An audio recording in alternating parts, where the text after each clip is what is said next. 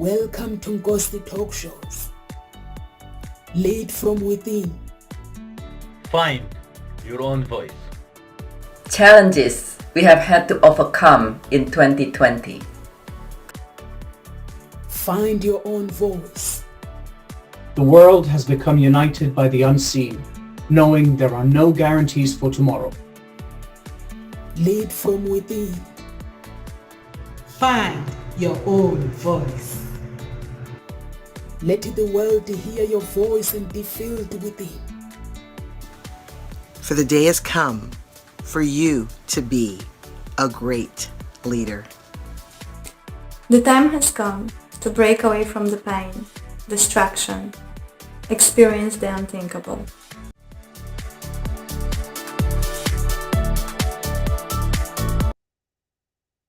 Welcome to Ngosti Talk Shows, everyone. My name is Nomsa Clara Mube, and if it is your first time on this channel, please follow follow us on our social media. And if it is your first time, basically on this channel, we talk about everything. We talk about all subject from all walks of life. We have different coaches.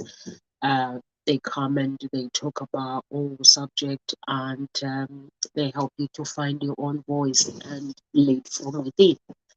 So today I'm going to talk about the grief, how to deal with the death of your parents. So if you come across this video, I'm not qualified, basically somebody, a qualified coach, to give any advice on how to cope with death. But I'm talking from my own experience. I'm not talking as a coach, and I'm not talking as somebody that when you watch the video, you're gonna have basically just a magic pill to deal with your grief. So I'm gonna try to be here today. I don't feel very well, so I might not finish like the video because I've just got a cold and fever. So I thought I'd just come on. And the process basically to deal with death, basically the first time when somebody tells you that your parent has died, there are some people that basically get prepared. Some people get to basically to see their parents at the end of life, so they get to say goodbye and they get to get closer to their parents.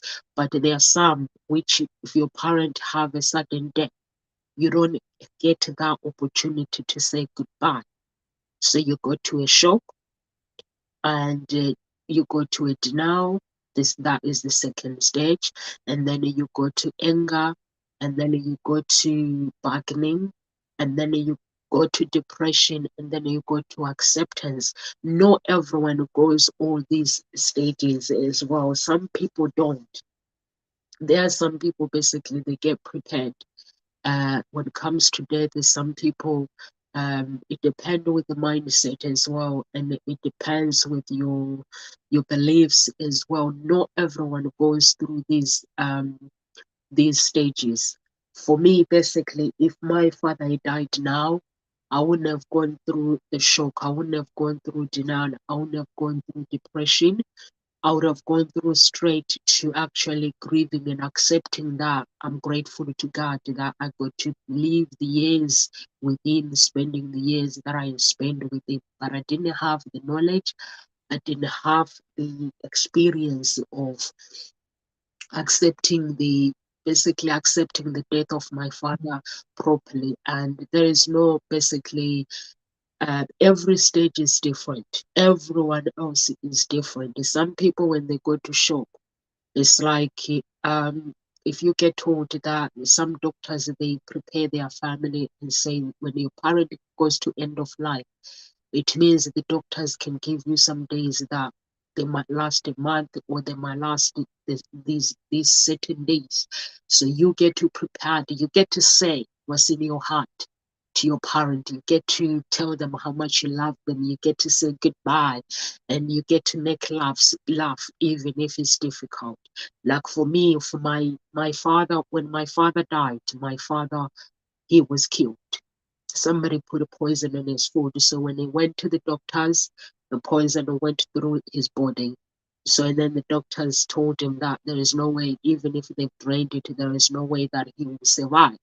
So he prepared me, even though I was prepared that he said goodbye to me. But deep down in my heart, I wasn't prepared to let him go. Because as a parent, when you love someone, when someone tells you that his phone call was, "No, sir, I'm leaving the earth. The doctors have told me that there is no way that I'm going to survive." And he gave me his doctor's number. I didn't want to speak to him because my father told me the news that I didn't want to expect. So when somebody tells you the news that you don't expect, so you go to a shock, and it feels like a dream. So for me, it felt like a dream. I went to a shock, and then I went to dreamland, where I wake up in the morning and look at my phone and hoping that somebody would tell me that he is okay. So after he said his goodbye, and we spoke, and he told me how much he loved me as his child. And then that was the end of the phone call. And the next time I spoke about my father, it was my mom telling me that, "Nomsa, listen." When my mom says listen, it means something is up. Listen, your dad is gone. So that's when I went to shock. And then when I went to shock, I went to a dreamland. That dreamland, it means I'm waking up every morning and telling them and hoping that my dad is alive. I was in denial basically of his death until I realized actually it is real. When they told me that he was buried, then I realized that it was real. So that was my process. And that process, it was never easy. The experience was never easy. It wasn't easy. The experience wasn't easy. And I knew that moment that I didn't choose death, but death chose me. It chose me to grieve. It chose me to grieve for my father. I didn't choose it. No one chooses their loved ones to die, but death chooses you. You go to a stage when death chooses you. You go to a stage where you are denial. You are in denial, and you go to a stage after denial, and then it comes anger. Why? Why did he go? And for me, I didn't stay there for a long time with the anger.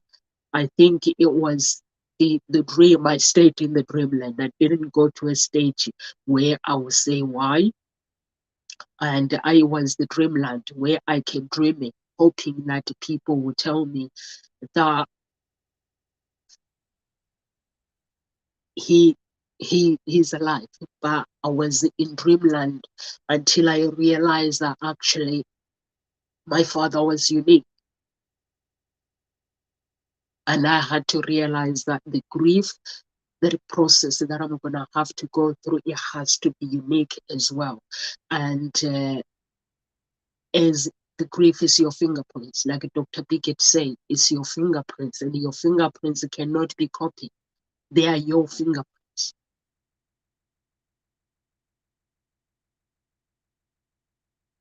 We grieve in pain and we grieve in love. There's two griefs. We grieve in pain. We grieve in love. So for me, there were times where I would grieve in pain. There were times where I would grieve when I think about the memories of my father, the good memories that I had with my father. Then I'll feel pain. I'll feel pain. And the memories, that was the stage where basically I lost my stepdad first, and then I lost my dad. Then I lost my stepmom. Those were people that were my parents.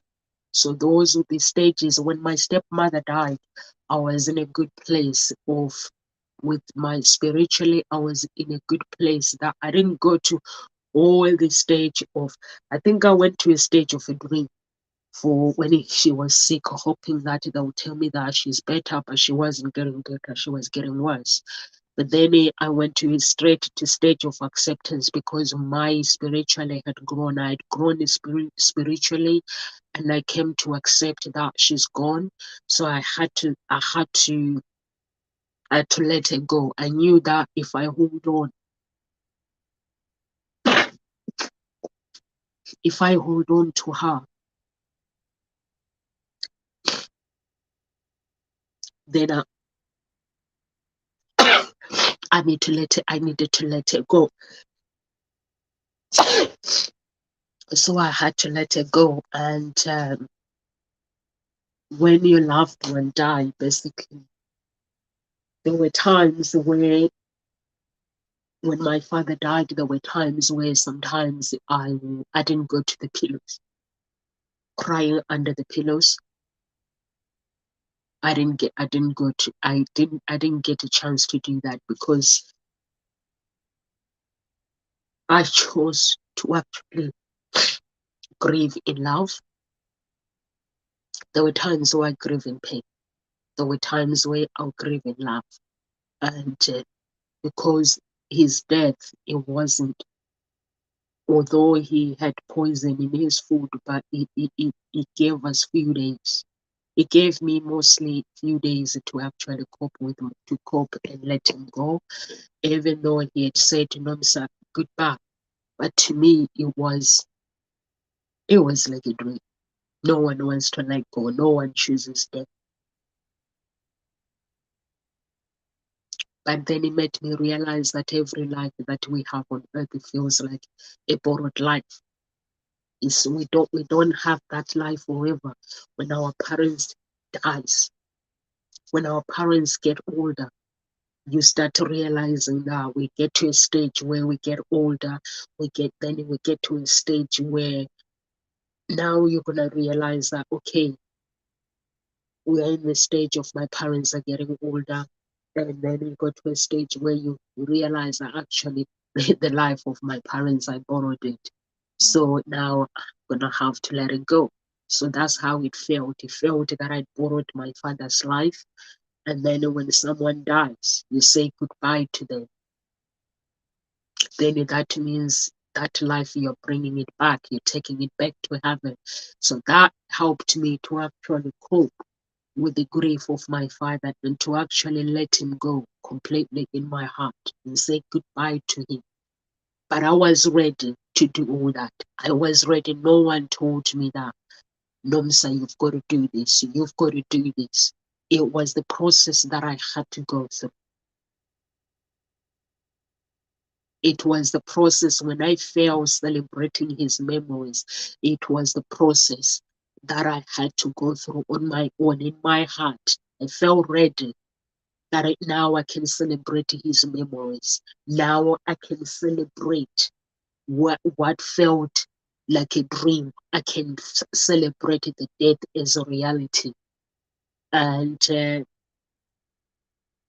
I can confront his death. When I feel ready that I can confront my father's death, I can confront my stepfather's death. When my stepmother died, I was ready to confront her death. I was ready to actually, because spiritually, I was a Christian in 2000. My dad died in 2005, but I wasn't actually a Christian because I didn't understand the Christianity. I was just going to church like everybody else. There's some people that go to church, and we go to church, we dress up, and we're looking good, and you don't understand basically what does Christianity mean. So until I was ready to actually work on my Christianity so I can understand what it means inside to be a Christian, what it means to be a child of God, to connect with God. So that's when 2018 my stepmother died. I was able to let it go. I was able to celebrate the memories. But with my father, 2006 was tough. I didn't have I didn't know that I borrowed his life. I didn't know that I had to let his life go. I didn't know that I have to get a chance to celebrate his memories. And I didn't know that I can grieve in love. I didn't know all those things. I thought I'm just gonna grieve in pain. When I think about my father, I just cry. but I didn't know that I can actually speak to my children and talk about the memories and talk about my feelings and talk about the things that we did. I can actually, I can choose to face the truth. So when somebody dies, you can choose to face the truth, or you can go to actually shock. You can deny everything. But when my stepmom died, I chose to face the truth. It was different. I chose to face the truth. I chose to look at the cloud of sadness. And I knew that I didn't have control. When I saw that cloud of sadness in my family, the cloud of sadness, when that cloud comes in, it becomes a cloud. And that cloud, it becomes silent, because that person, they're no longer talking to you. They are no longer responding to you. They are no longer picking up the phone. It's a silent. It's a cloud that comes with silence. And when silence came, I chose to face the silence. I chose to face that cloud and fight it so I can get the light on the other side.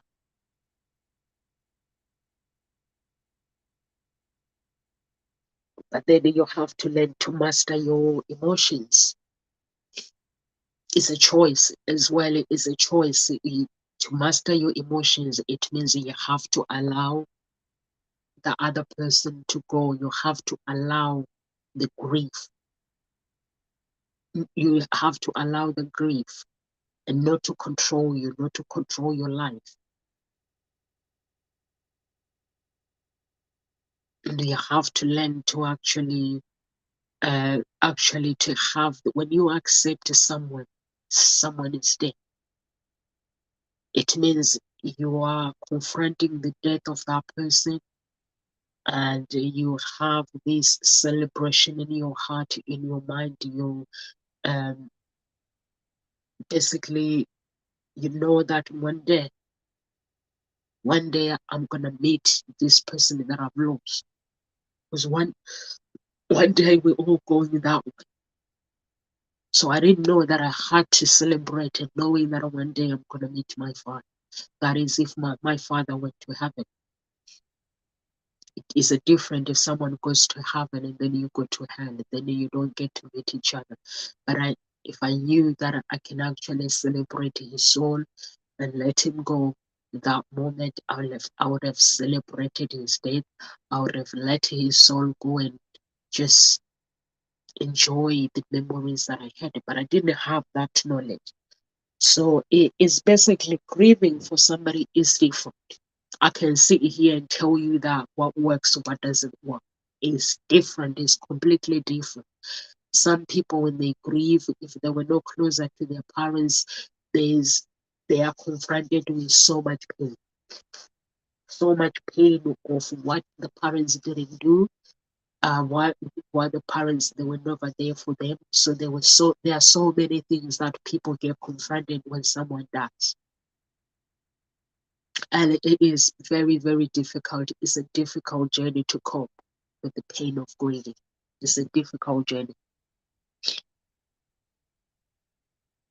I wish I can say that it gets better, but it doesn't. It doesn't get better. So you have to let your soul heal. When someone dies, you have to go through the healing by embracing, celebrating their life and celebrating that moment, your loved one's life, and let their soul go. But I didn't know that I can actually embrace the death of my father. I can actually experience the breathe when that silence came. I didn't know that I can actually celebrate his grieving. I can celebrate that I'm still breathing and I can let his breathing go. I didn't know that. It was why. Why did you die? God, why did you take him away from? But now I understand that God didn't take my father away. Somebody did.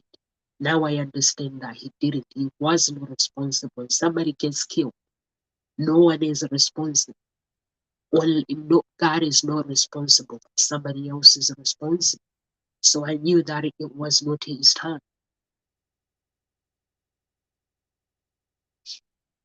So what do you do? when you get told that your father has died or your mother has died. For me, basically, I faced so many challenges. I lost my dad, I lost my stepdad, then I lost my dad, and I was raised by my grandmother. When my parents were working, I was raised by my parents, but they actually did not look after me because they were working. So my grandmother is the one that was looking after me, making sure and my siblings, making sure we eat and we did this while my parents worked. So for me, basically, my parents and my grandmother died as well. So she was part of my parent, and my stepmother died. She was part of my parent. So when you lose all that, when silence comes, you have to think the emotions is like water. When the water spills on the ground, or let's say if you are in the waterfront, the water just flows. The flows, you have to think of your emotions like that water flowing, and that you can't even control that water. That water just flows, just feel the water, just the silence, the noise of that water, and allow it just to come. The water that just, it doesn't come all at once. It comes, the waterfront, it just flows bit by bit, bit by bit, bit by bit, and then it goes to the ground. It doesn't just come all at once and goes flash one storm. So the grief, the process of the grief is like that. It's just, it flows like water. So you have to think your emotions as coming down like water and is flowing different with different emotions. Just think of your emotions and allow yourself. Don't let anyone tell you that this is how you are supposed to grieve. And make sure you don't stay there too long. Don't stay to that pain too long. It's your decision whether you want to stay in that pain too long. I knew when I was grieving that it was my emotions were every single day. There were different emotions, and I allowed those emotions. When I was feeling the pain, I will confront the pain and not ignoring the pain. I'll confront that pain and make myself feel the pain so I can heal properly. When you allow yourself to feel the pain step by step, allow yourself to feel the pain step by step, and knowing that you don't want to stay there, but you want to feel that pain that is coming through, the pain that of losing the person that you've loved so much. Allow it, confront it. The pain that comes without blame. The pain, it just says, I lost my father. I lost my stepmother. The pain of I lost my stepfather. So allow it, knowing that there's hope. Feel that hope in your heart. Feel that, I don't know, your beliefs, that whatever your beliefs that might be, knowing that you are not walking alone. We never walk alone. When we are grieving, when we are in sadness, when we are in happiness, we never walk alone. Know that I'm not walking alone. I have somebody holding my hand, which is the universe or God. God is the creator of the universe. So for me, I believe in God. I believe that God created the universe for me to be here. So think about you not walking alone, walking with somebody that allow yourself that help to heal properly, knowing that you're not alone. Hold on to your faith. Hold on to your hope that one day I'm gonna meet my loved one. One day. But it is not yet. Know that it's not yet your time to go. But one day you're gonna meet each other, and you're gonna tell each other stories of the earth when they left, what happened when they left, and they're gonna tell you the stories what happened when they entered heaven. So there will be so many stories and so many memories that you basically you will have to tell your loved one. If I knew what I know now, I would have let my father, the death of my father, I would have let him go gracefully. But I hold on to him. I hold on to the cry. I hold on to the pain. Instead of confronting the pain and dealing with the pain, I can't say accept the pain. Let it go. You can't accept the pain, but you can let it go and release. You can release. When you release the pain, you release the person that has died for them to go to heaven to rest in peace. But when you hold on to their heart, you're not basically you hold on to their soul. They can't live if they know that you are not happy. They feel that they have to stay until you release them. So it is important to actually, when somebody dies, whatever works for you, just do whatever works for you, the process that works for you. But the stages of death, you can't ignore them. You go to a shock when somebody tells you your mother is dead or your father is dead. You go to a shock, and then after a shock, it feels like a dream. And after a dream, it is a denial. Basically, you're like, no. For me, I woke up every morning checking my phone every single day. Checking my phone, I'll get up in the morning, making sure that basically I check my phone and making sure that I'm going to receive a phone call from any member of my family telling me that she's woken up.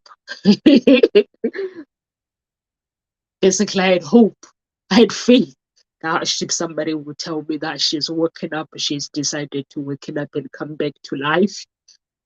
So, or he's waken up, my stepmom is waking up, or my father is waking up, my stepfather waking up and come back to life. It is a dream. I'm in denial, basically. That process, I'm in denial. I don't want to hear the day. And until they go to the grave and they start sending me pictures, I'm afraid with my father's death, I wasn't able to go and say goodbye to him. I wasn't able to say goodbye to him because my passport was at the Home Office and he had to be buried without me. I had to go after. So I never got a chance to say goodbye. But I don't regret now because his soul, his body is not important. His soul is more important to me now that I understand how God works. So I don't regret not going to say goodbye to him because I would have said goodbye to his body, but his soul was never there. His soul had gone. But in my knowledge wasn't like what I know now, that when somebody dies, the soul goes to heaven and the body stays behind. So I would have basically been hard to myself. But now I understand that even if I did go and say goodbye to my daddy, he wouldn't have been there. He would have been in heaven. So I would have just buried his body. I'm afraid that's how the spirituality works. That's how God works. Just you bury the body of a person and their soul goes to heaven.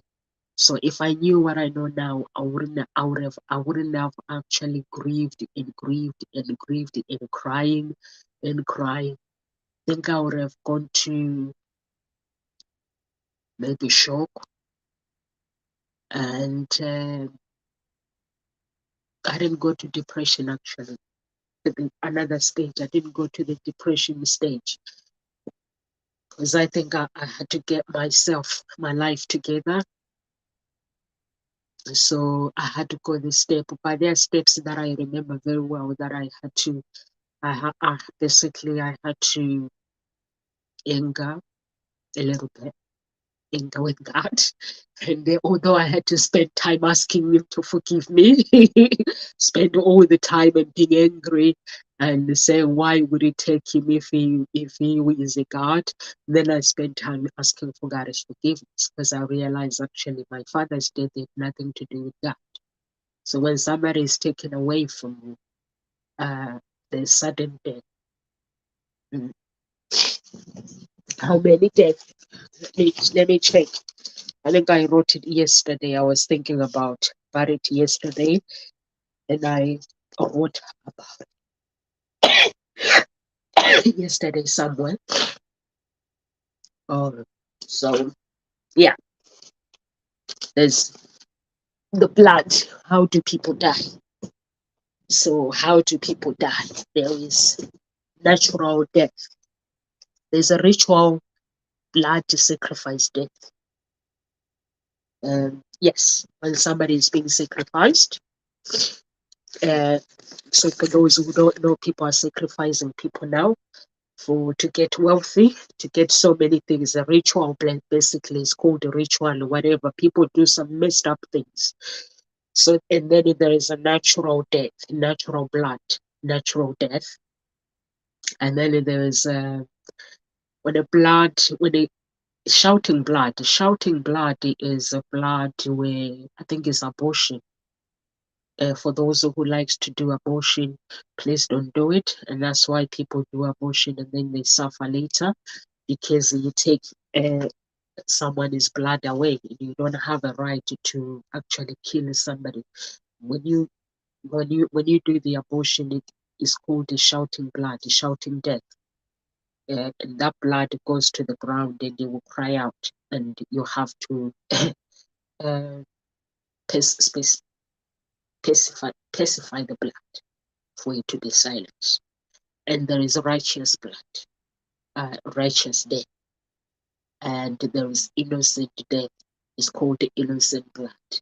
And there is guilty blood. Guilty blood is innocent blood is where somebody has been. I think righteous blood, shouting blood falls under abortion and killing when somebody has been shot, stabbed, or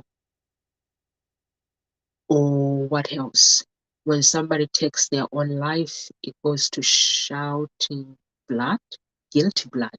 It goes to guilty blood, maybe. Between shouting and guilty blood, and that means, it might be guilty blood because this one you go to hell straight away because you don't have a right. If you take your own life, for those who are thinking of taking their own life because life is tough, they feel that life is tough, you don't have a right to take your own life. So I was studying this yesterday. Spiritually, you don't have a right to take your own life because your life, you didn't create it. If you did create the life, your life, then you have a right to take it, but you don't. It falls under guilty blood. So if your blood, if somebody in the family is being killed or they kill themselves, you have to pacify the blood, to silence the blood. Otherwise, that blood will keep shouting, it will keep shouting, and it might even take, like if you had an abortion, you will keep shouting, it might even take your life away, or it might cause even so many disease because the blood of the child that you aborted, if it's not pacified, it will keep shouting. So because you spill that blood on the ground, no, don't have a right to do that. For those who are thinking of doing the abortion, so we don't have a right. Although the abortion has right, but spiritually we don't have a right to it. Righteous blood, innocent blood, guilty blood. So all those things that I didn't know. I didn't know that they existed. If I knew, I wouldn't have gone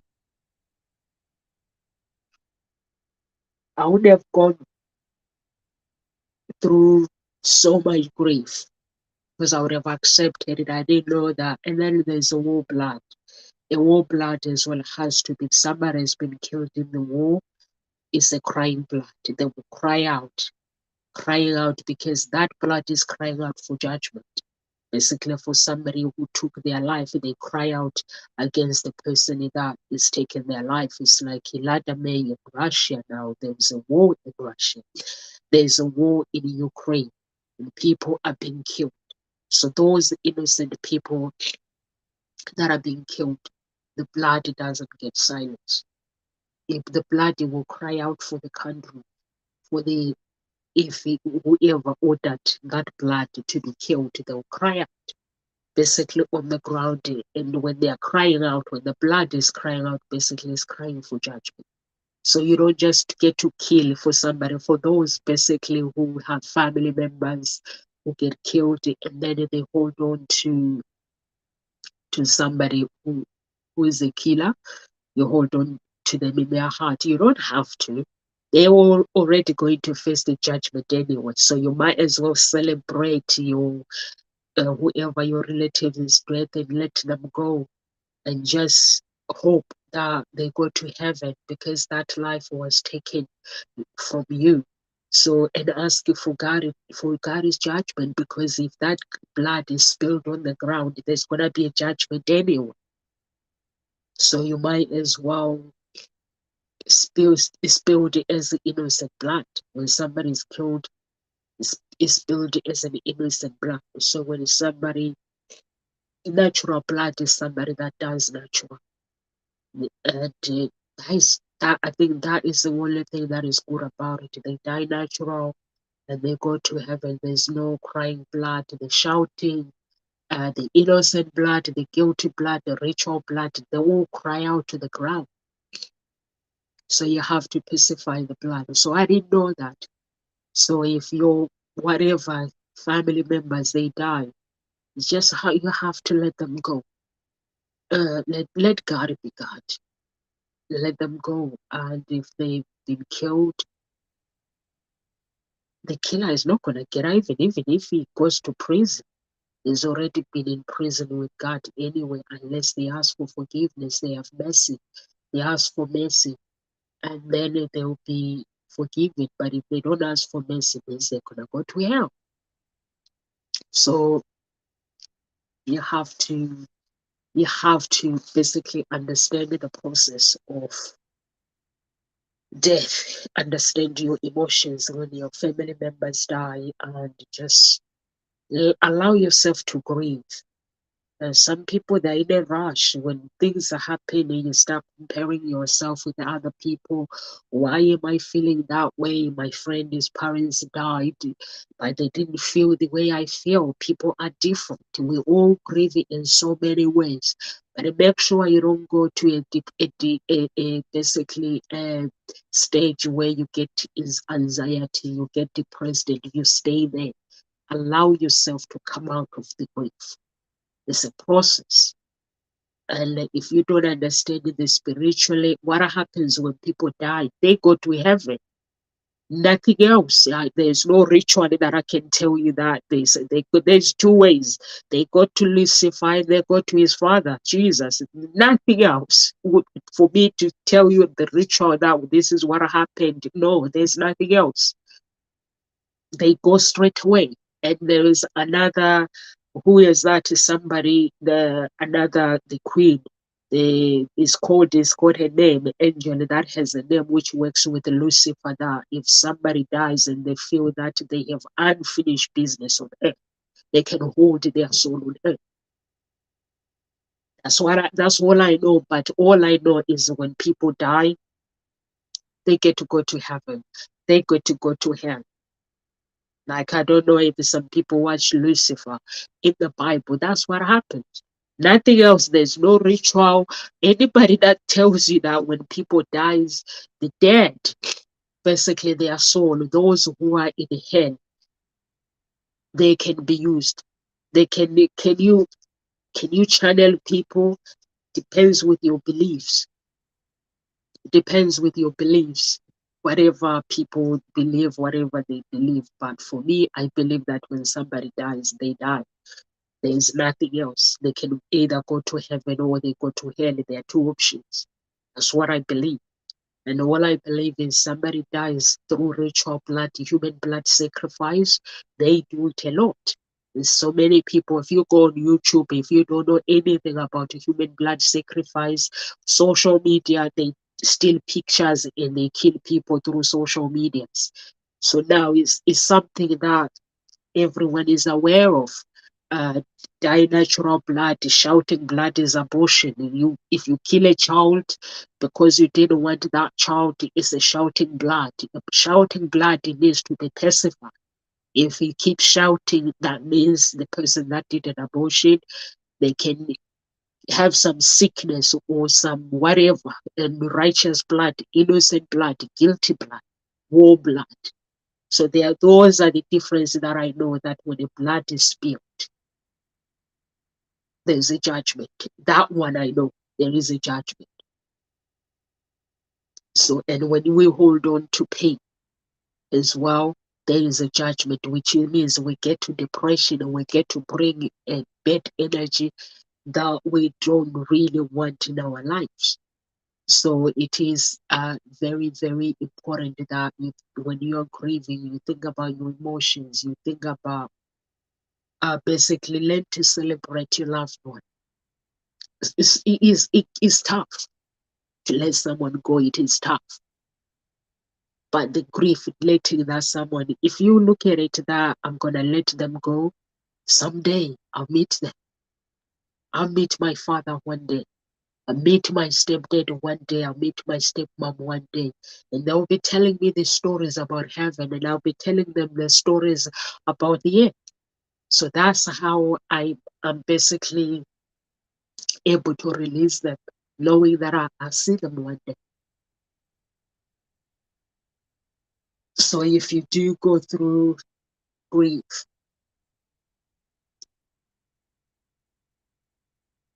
you go to a shock, don't stay too long in that shock. You are allowed to process. You are allowed to go through however you want. Grieving is different from everybody else. If you go through shock, don't stay too long. If you go through denial, don't stay too long. Bargaining, don't stay too long. Depression, it don't go too long. Acceptance is a time when you're glorifying. Basically, you accept their death, and moving on means you're letting go. Let it go. So when you let go, it means you come to accept that this is death is dead. Someday I'm gonna meet my loved one. So that's what I believe in. And if somebody was to say, come to me and tell me that this when it comes to the death of my father, I just believe that God is in heaven, is happy. And that's what I hold on to. And I hold on to one day we're gonna meet. And one day I'm gonna be telling him the stories that he missed, his grandchildren that he missed. And then he will be telling me how heaven is like when I met him there. Because when we get older, we all end up there. So if I knew what I knew then, now I wouldn't have grieved so painfully. It was so painful, but I didn't know. I didn't have the knowledge of how can I help myself to grieve. All I did was anger, and going into denial, going into a shock, going into bargaining, going into anger, like asking myself, why God? Then now I come to an understanding that there's a different death. I come to an understanding that when somebody's killed, it's got nothing to do with God. When somebody's killed, ritual blood sacrifice, it's got nothing to do with God. Natural death is God saying it is time, calling you in heaven, saying it is time. My great grandmother died. She was 109. 109. She died. She was ready to go. I didn't grieve for her. I was young. I don't remember grieving for my great grandmother. I just remember celebrating her life, basically, because I got to have a chance with her. So when she died, I was like, she was one of the women that I admired, and she was old. So I was like, I wish one day I can live that long. So she was still strong. So I got to celebrate her. So when my dad died, I don't know, I just went to Dailulu somewhere. I went to some crazy land or something. So you have to do that, and you don't have to do that. You have to look after yourself. Basically, understand that grieving is a different process. We all grieve. Don't say, "Oh, I have to rush." Okay, today I'm feeling it, and ask questioning your feelings. Confront the feelings. If you're feeling anger, confront that anger. If you're feeling the pain, step into that pain. And when you confront something, when you step into the problem goes away. When you confront it, come to eye contact with the pain. I don't ignore the pain and pretend it's not there. When friends say, let's go for coffee, if I'm in pain, I'm in pain. I have to grieve my own way. I can't pretend that I'm okay if I'm not okay. It is okay for me to grieve. It is okay for me to cry. It is okay for me to go into depression and get out, as long as I know I'm not going to stay there. It is okay for me to get into anger, but I don't go into anger because I don't want to be in bed. I don't want to be in bed books with God. I don't go into anger. I have to let it go. So now the stages of me are different. For me, the grieving is different. When someone dies, I pray. What else do? I play a song, I celebrate their death. That's what happens now when someone dies. But before I wouldn't be able to do that. It's because now I'm able to understand spirituality. I'm able to understand what does death mean. Is I have to let my family go if my family dies. I have to accept it, and I have to let it go, and I have to have a word with God. That's all I got to do. But before I'll just go into shock land, denial land, anger land, bargaining land, depression land, before I can get into acceptance land. And now I understand that my feelings are unique. So however I want to feel, it's my fingerprints. The grief is my fingerprints, like Dr. Bickett says.